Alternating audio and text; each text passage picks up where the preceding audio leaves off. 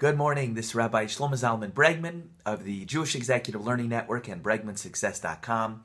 Cold morning in New Jersey. Woke up, I think it was in the 20s. Pretty cold out. I have a hot drink. Actually, if you really want to know my setup here in the home office, I got two, because it's that kind of day. I want to talk to you right now about a key concept that I hope you'll think about it and take to heart and implement in your life and use to get yourself to a better place, because this is something that has broad application. I want to speak to you about the concept of margins, having small margins, and what it does to you. So let's speak this out. A lot of people operate their life with a razor-thin margin, whether it's financially or in the amount of time they leave to get things done, or margin for error. You often operate through life in a way that almost everything needs to go right for things to work out for you. So it could be that you have a business or something you run or do to make you money, and you need everything to go right for you to have money for your rent this month, or to not be evicted, or to pay a bill. So that could be part of like what you do. You have a razor thin margin.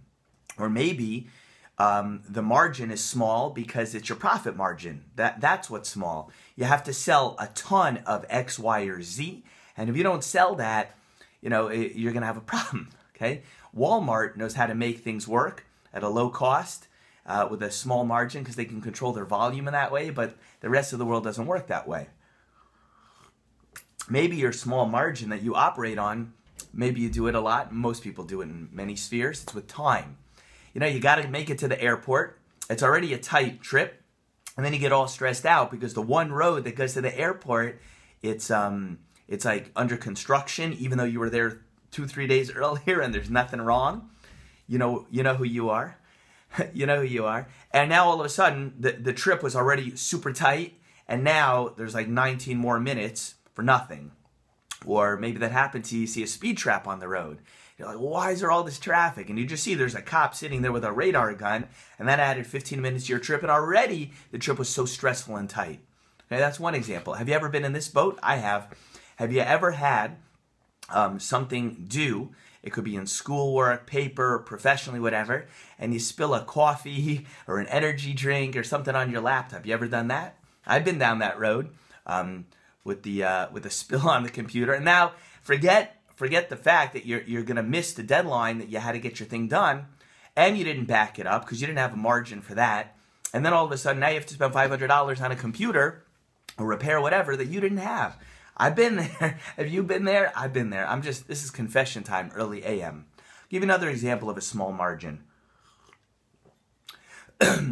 Another small margin that I've found myself in is like time-wise. Let's say it's Shabbos, or it's Erev Shabbos. It's Friday heading into Shabbat, and my wife sends me to a store, and I got to go grocery shopping.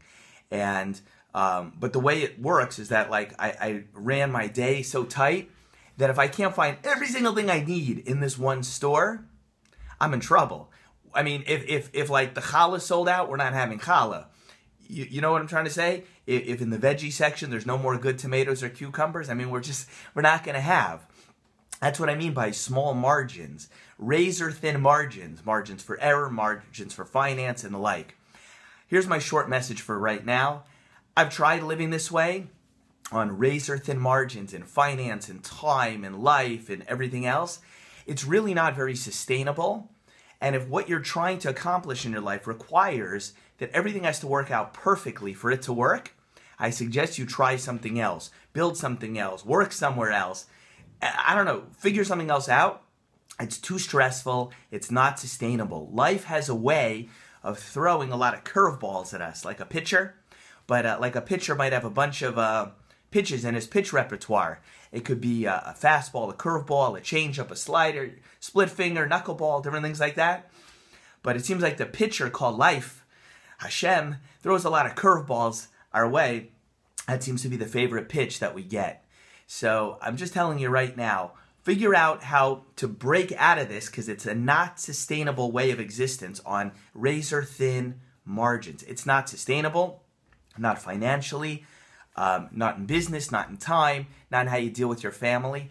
life has, everything comes up. Have you ever been in that position? I have, when Nebuch, unfortunately, your wife's not feeling well, and then the day you already were overstressed and tight to the minute on everything, and then all of a sudden, now you have to take care of all the stuff that your wife wanted to get done or needed to get done that day, plus the kids and everything else, plus everything you did. And the day already wasn't sustainable. So think about it. I found that the only way to break out of this was to figure out how to produce more strategically, more efficiently, whether in a financial sense or whatever else.